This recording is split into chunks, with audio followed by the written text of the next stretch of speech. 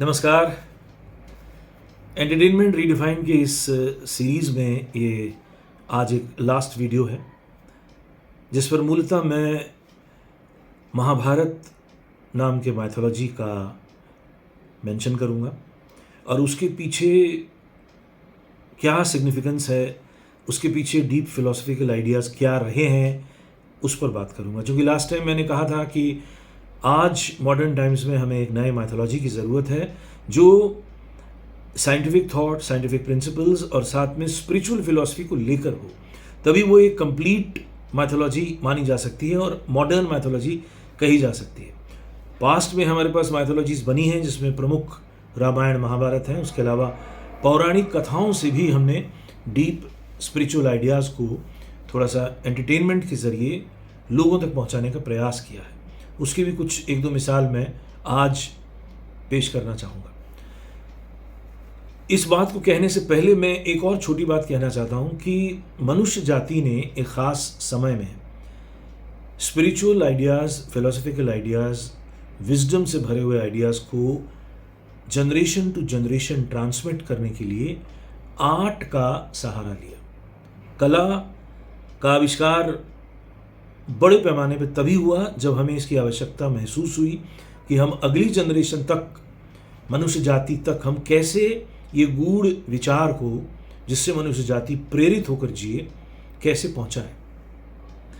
धर्म ने इसका पूरा इस्तेमाल किया, चूँकि जो वाइज लोग थे वो धार्मिक लोग थे, वो आध्यात्मिक लोग थे और उन्हें जनमानस के कल्याण का भाव उनके मन में सबसे ज़्यादा था।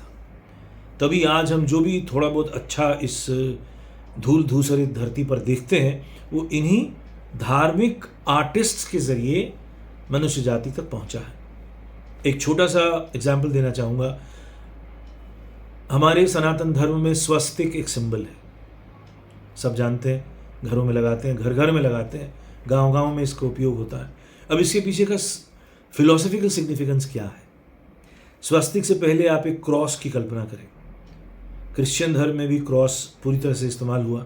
एक वर्टिकल लाइन है या पहले एक हॉरिजॉन्टल लाइन है, उसके ऊपर एक वर्टिकल लाइन है। तो ये क्या डिनोट करता है? वर्टिकल लाइन जो स्ट्रेट लाइन है वो शिव तत्व का सिंबल है।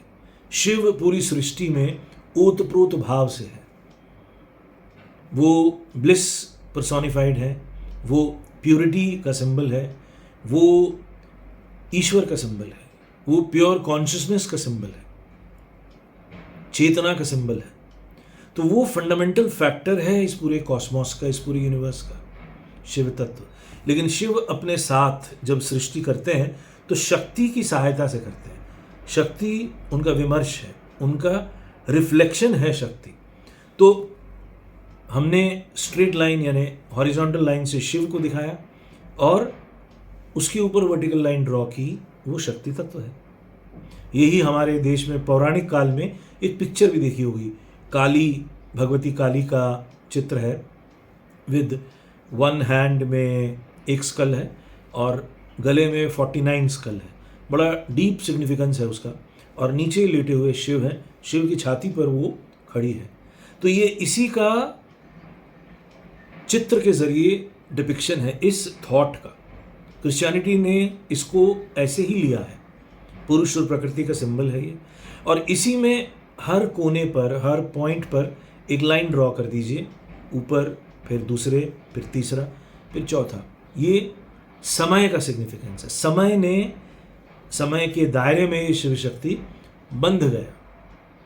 तो जब ये शिव शक्ति बंधन में आया, बंधन में तो असल में शिव ही आते हैं शक्ति के माध्यम से, लेकिन ओरिजिनल शिव तो वैसे ही अनकनेक्टेड है और बॉन्डेज में नहीं है। लेकिन क्रिएटेड जो शिव है, मैनिफेस्टेड जो शिव है, वो बंधन में है, वो बॉन्डेज में आ रहे हैं शक्ति की सहायता से और काल के दायरे में है, समय के दायरे में है। और तभी ये सृष्टि होती है जो देश काल पात्र के दायरे में फंक्शन करती है, टाइम प्लेस एंड पर्सन में फंक्शन करती है, वो उसने शिव शक्ति को बांधा है। तो इस तरह से स्वस्तिक का सिंबल बन गया। एक छोटा सा सिंबल है और इसके जरिए हम पूरा दर्शन एक्सप्लेन कर सकते हैं। कितनी खूबसूरत बात है। इसी तरह से ओम शब्द की भी पूरी ऐसी ही व्याख्या है। खैर आज ये विषय नहीं है, लेकिन मैं ये बात कहना चाहता हूँ कि आज के समय में हमें एंटरटेनमेंट की जगत में जो परिवर्तन की आवश्यकता है, एटलीस्ट चिंतन के दायरे में, वो हमें ऐसे प्रेरणा लेते हुए करना चाहिए। तो बात मैंने शुरू की थी महाभारत से। इतना बड़ा ग्रंथ है, उसके ऊपर आज तक इतना लिखा जा चुका है, सीरियल भी बन गए, फिल्म भी बनी है और नए नए प्रकार से लोग उसको इंटरप्रेट भी कर रहे हैं। लेकिन मैं आपसे बहुत दावे के साथ ये कहता हूँ कि आपने उसका जो स्पिरिचुअल सिग्निफिकेंस है उसको नहीं जाना होगा। ये जो भगवद गीता का पहला ही सूत्र है, शुरू के सूत्रों के बाद जहाँ से ये श्लोक आता है, धर्म क्षेत्रे कुरुक्षेत्रे समवेता युयुत्सवा मामकाश्चायव पांडव किम कुर्वत संजय। धृतराष्ट्र जो पूछते हैं संजय से कि धर्म के क्षेत्र में, कुरुक्षेत्र में मेरे पुत्र और पांडु के पुत्र जो इकट्ठा हुए हैं, किम कुर्वत, क्या कर रहे हैं वो। तो यहाँ से बात शुरू होती है। तो इसी में पूरा एक्सप्लेनेशन है कि ये कौरव कौन, ये पांडव कौन, ये 5 ही पांडव क्यों, ये 8 क्यों नहीं, 9 क्यों नहीं, ये 100 ही कौरव क्यों, ये संजय कौन, ये धृतराष्ट्र कौन और फिर कृष्ण कौन। ये अगर हम मूल बात समझें तो हमें महाभारत का जो फंडामेंटल आइडिया है, उसके पीछे जो स्पिरिचुअल सिग्निफिकेंस है, उस तरफ हमें थोड़ा सा ज्ञान मिलेगा।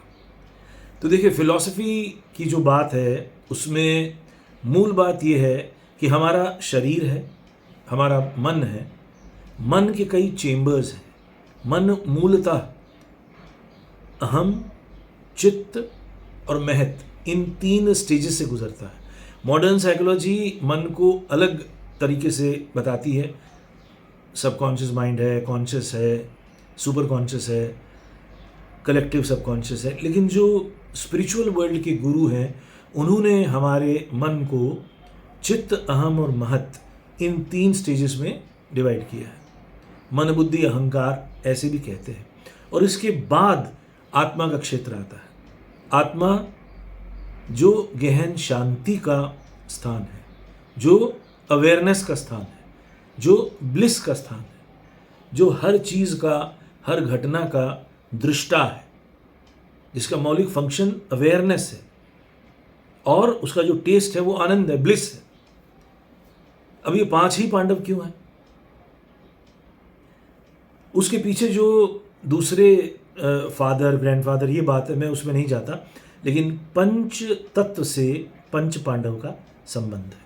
ये शरीर जो फंडामेंटल एलिमेंट्स हैं हमारे शरीर में, वो 5 है, जिसे 5 तत्व कहते हैं। इसीलिए अगर आप और डिटेल में इन 5 पांडव को स्टडी करते हैं तो आप पाएंगे कि ये solid factor, liquid factor, fire factor, air factor, ether factor, इन 5 फैक्टर्स के कंट्रोलिंग पर्सन्स हैं ये 5 पांडव। उसी तरह जब हम तंत्र के जगत में जाते हैं तो हमारे पास 7 चक्र की मूल बात आती है। तो पहले 5 चक्र इन 5 फंडामेंटल फैक्टर्स के कंट्रोलिंग चक्र हैं। मूलाधार, स्वाधिष्ठान, मणिपुर, अनाहत, विशुद्ध, आज्ञा और सहस्रार। कृष्ण जो कि प्योर चेतना के पर्सोनिफाइड फॉर्म है, वो सहस्रार चक्र को सिंबलाइज करते हैं। ये 5 पांडव 5 चक्रों के सिंबल हैं। और चूंकि ये 5 चक्र ही बॉडी को चलाते हैं। उसी तरह कौरव जगत क्या है? धृतराष्ट्र के पुत्र हैं। धृतराष्ट्र अंधा है। अंधे का मतलब यहाँ पे मन की बात है। मन अंधा होता है।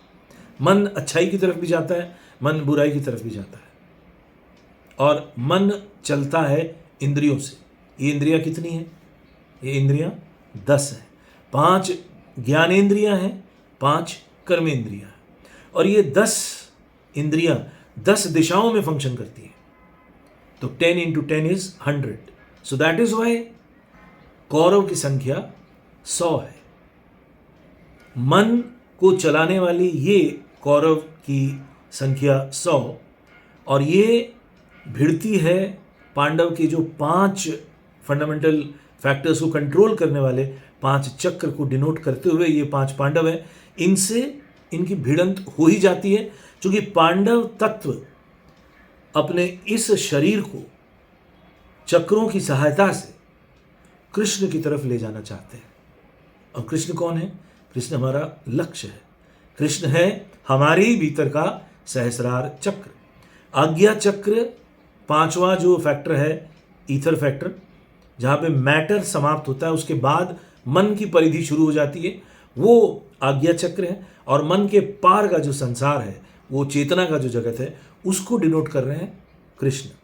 तो अगर ये शरीर रूपी रथ 5 फैक्टर्स से चलने वाला, 5 चक्रों को प्यूरिफाई करता हुआ कृष्ण की तरफ चलेगा, तो ये पांडव कहलाता है।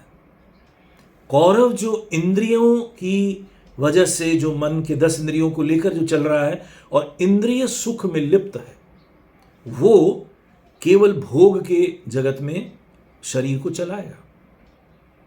शरीर को लेकर ही दोनों चल रहे हैं। उपनिषद में 2 तरह से पूरी ह्यूमन जर्नी क्लासिफाइड है, श्रेयोमुखी और प्रेयोमुखी। प्रेयोमुखी चिंतन है इंद्रिय सुख।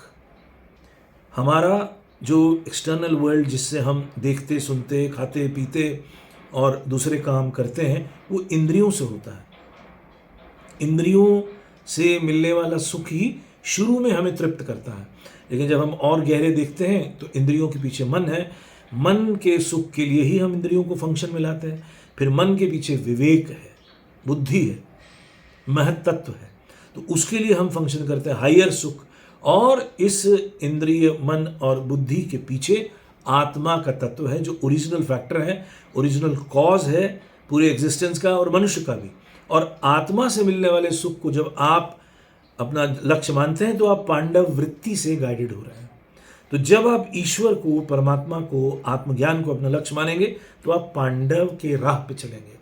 और जब आप केवल इस संसार का सुख, इंद्रिय सुख, आँख से मिलने वाला सुख, कान से मिलने वाला सुख, भोजन से मिलने वाला सुख, रिप्रोडक्शन से मिलने वाला सुख, इस तरह के सुख में लिप्त रहेंगे, संसार को भोग की दृष्टि से देखते हुए आप सुखी होना चाहेंगे, तो आप कौरव वृत्ति से चलेंगे।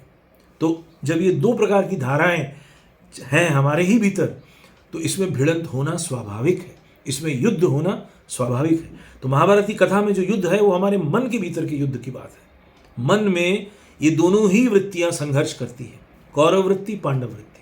और कृष्ण पांडवों के साथ है। और जैसे जैसे पांडव वृत्ति आगे बढ़ती है, वैसे वैसे कौरवों का नाश होता जाता है। ये स्वाभाविक है। तो मूल कथा दर्शन की कथा है। मूल कथा इस धूल दूसरे धरती पर मनुष्य जीवन क्यों है, किस मकसद से आया है, कहाँ पहुँचना है, उसका गंतव्य स्थान क्या है, इसको लेकर ये महाभारत की कथा है। ये मैंने समराइज्ड वर्जन बताया। अब धीरे धीरे इसमें जो उन ऋषि लोगों ने काम किया है, वेद व्यास तो इसके हैं ही मूल कथावाचक, लेकिन इसमें वक्त वक्त पे बहुत लोगों ने अपना कंट्रीब्यूशन दिया है। तो इस तरह से मनुष्य जाति के सामने एक प्रेरणादायक ग्रंथ की रचना हुई और जनमानस में ये बात पूरे ब्लड में, पूरे सिस्टम में, हमारे सेल्स, मसल्स, टिश्यूज़ में ये बात डाली गई कि धर्म का मर्म क्या है, जीवन में धर्म का महत्व क्या है और कैसे उसको ड्रामा के ज़रिए, खूबसूरत बात तो यही है कि एंटरटेनमेंट के ज़रिए हमने ये बात कही। और देखिए आज तक हमारे देश की संस्कृति को गाइड करने वाली ये जो 2 महाग्रंथ हैं, रामायण और महाभारत, इनका कितना बड़ा कंट्रीब्यूशन है। ये उन लोगों ने जिस तरह से काम किया है, दैट इज़ हैट्स ऑफ। आज तक कहीं भी किसी भी संस्कृति में, किसी भी सभ्यता में इस तरह का काम नहीं हुआ है। थोड़ा सा क्रिश्चियन वर्ल्ड ने भी किया है, जीसस के जन्म को लेकर, जीसस की कथा के ज़रिए और जीसस के आगमन को लेकर जो पूरी कथाएं बनी हैं, उसको लेकर थोड़ा बहुत प्रयास हुआ है। वो भी हमारे ही देश में कृष्ण की कथा और कृष्ण के जीवन से प्रेरणा लेते हुए उस तरह का वहाँ एक नए अवतार को बनाने की कोशिश हुई है। लेकिन उसमें भी बाद में जो एडिशनल चीज़ें होनी चाहिए थे, वो नहीं हुआ। ये भारत में ही सनातन धर्म की खूबी है कि हमने कला के ज़रिए, काव्य के ज़रिए जनमानस तक आध्यात्मिक मूल्यों की बात को पहुंचाने की कोशिश की और उसमें अभी तक हम सफल रहे हैं।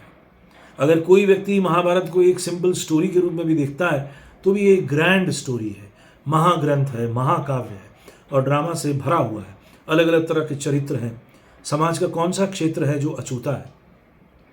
उस वक्त भी समाज में क्या होता था, किस तरह के कैरेक्टर्स थे, किस तरह से उनकी कॉम्प्लेक्सेस थी, किस तरह से युद्ध होते थे राज्य को जीतने के लिए, राज्य करने के लिए किस तरह के षड्यंत्र होते थे। देखिए शकुनी मामा जैसा कैरेक्टर, जुए की बात, उस वक्त भी जुआ खेला जाता था। अमीर लोग जब भी अपना प्रभाव समाज में डालते हैं तो जुआ चला ही आता है। तो ये तब भी था, ये आज भी है। आज भी हम महाभारत से रिलेट करें तो हर वो चीज़ जो हो चुकी है वही हो रही है।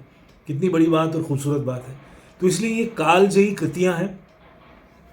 कुल मिला के यही कहना चाहूँगा कि हमें महाभारत और रामायण से प्रेरणा लेते हुए एक नए महाकाव्य की, एक नए माइथोलॉजी की क्रिएशन करनी होगी। तभी हम एंटरटेनमेंट के जगत को सार्थक कर सकते हैं। वरना एंटरटेनमेंट के जगत से deterioration of culture, decadence of culture, इसकी संभावना पूरी है और जो अभी दिख रही है। तो इसलिए अगर हमें बचाना है, संस्कृति को बचाना है, तो हमें नए माइथोलॉजी को सामने लाना ही होगा जो कि फिलॉसफी, विजडम और स्पिरिचुअल आइडिया से भरा हुआ होना चाहिए। इस पर और अगर थोड़ा सा मन किया तो पूरी बात कह नहीं पाया कि कैसे पौराणिक कथाओं से भी हमने सिग्निफिकेंट बातें कही हैं। तो हो सकता है नेक्स्ट टाइम एक दो और वीडियो इस पर बनाऊं। खैर आज इतना ही। देखने और सुनने के लिए बहुत बहुत धन्यवाद। मिलता हूं नेक्स्ट टाइम। तब तक के लिए नमस्कार।